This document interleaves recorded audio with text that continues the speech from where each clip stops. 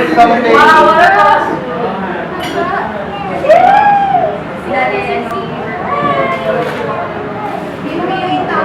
Okay, isa sa mga common sa Magic when it comes to cards. Maraming nagsasabi, ang pinaka-common sa Magic is card Magic kasi madaling manipulate. Pero this time, ganito gagawin natin. Magpapakita ko ng something different about this card. Actually, this is a regular card. So, ganito gagawin natin. Shuffle siya. Just remember lang po yung unang card na papakita ko. Let's say, so let's say, meron ako ditong 8 na spade, watch. Yung 8 na spade, pag nirarap mo siyang ganyan, nagiging 5 na spade. Nang ginawa ko to, nakalimutan din nilang pumalakpak. I'm gonna do it again, watch. Gagamitin ko po ulit ang e-bait na nabigay na. Ang tagal ko, papatagal ng oras yan eh. Watch, every time na ginagawa ko, kung makikita niyo yung nawawala. Do you have any idea saan yung... So, ganito gagawin natin. Nasobrahan ako sa pizza, pre. Nasarap ng pizza nila ito. So, ganito mo gagawin natin. Watch. Ma'am, do you mind? Can I have another volunteer? Can you just point one card lang po. Turo lang po kayo ng isa. Pakipapit yung ulit. Okay, pakitandaan po. Okay. So, pakilagay po siya sa stop. Ililipat po ganito. Okay na ito siguro. Pakitandaan po yung card na napili niyo. Ito po yung card na napili niyo. Ilalagay ko po yung card dito, ilalagay ko po sa medyo gitna. So, there's no possibility na makita ko yung card niyo. Pero po, would you believe, every time na ginagawa ko to, nagka-travel na po yung card. What's your card? Sabihin niyo na po sa akin. Can you say your card na napili ko? Talaga? Kasi, coincidence, meron din ako dito card, so gusto ko na Jack of Clubs.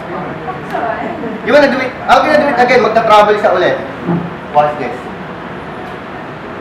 Jack of Clubs. 1, 2, 3. Sa tingin niyo po, nag-travel na yung card. Where do you think it is? Right now. Doon ulit. Tututoy. Hindi, actually, that request, sige.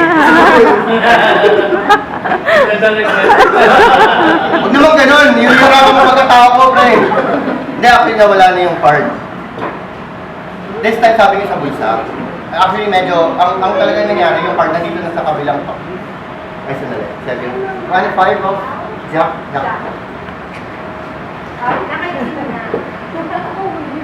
Mabibili po ba kayo kung napunta sa bulsa niyo? Pakitignan ko sa likod sa backpack. Hindi, joke lang. Ang galing sana kung kaya ko. Hindi ako Diyos. Nandito lahat ng card sa bulsa. Pero meron akong isang hawak na bulsa. Galing ko pala.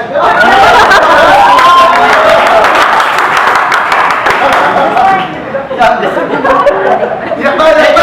Mamaya anak mo. Iyak na po. Bakit na gagawin natin? Iyak na.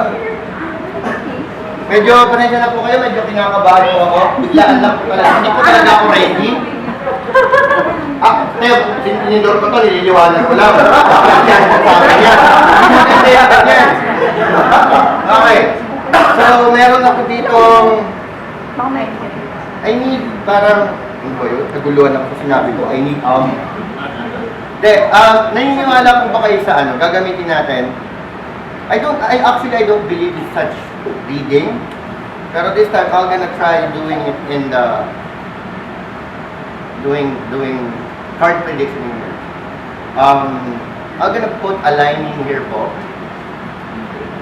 Tapos, dito sa line na to, sa gitna, maglagay po kayo ng any 2-digit number. Ma'am, can you put a 2-digit number in here? Ito po. Tapos huwag niyo po papakita sa akin. Huwag niyo po sasabihin. Kasi huhula ako po siya. Pag sinabi ko, hindi yung magic. Parang ganyan ko na lang. Okay? Face down. Face down. Okay. So, ang isa sa ginagawa po nila para mahulaan yung sa ibang bagay, gumagamit sila ng mga number sign. Actually, di ba, kung makikita niyo yung sa palad ko, meron siyang V dito, di ba? Kung titignan mo, parang ang number niya, nagre-represent siya ng 5. Kasi V. Na Roman number niya 5. Ngayon, kung babalik na rin ko yung ganyan, mukha siyang 7. So this time, gagawin po natin, pakikihawak po ito, ma'am. Tapos, pakitaw po para po hindi ko siya makita kasi nagpukla siya.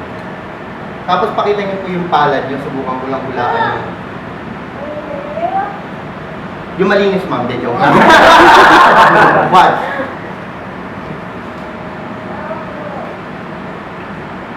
Pasensya na po, nanginginig po ako. Excited. Nasobrang po ako sa pizza. Okay. Okay na po. Can you please show them yung card po na, yung number na sinulat po ninyo dyan? Pakita niyo po sa kanila.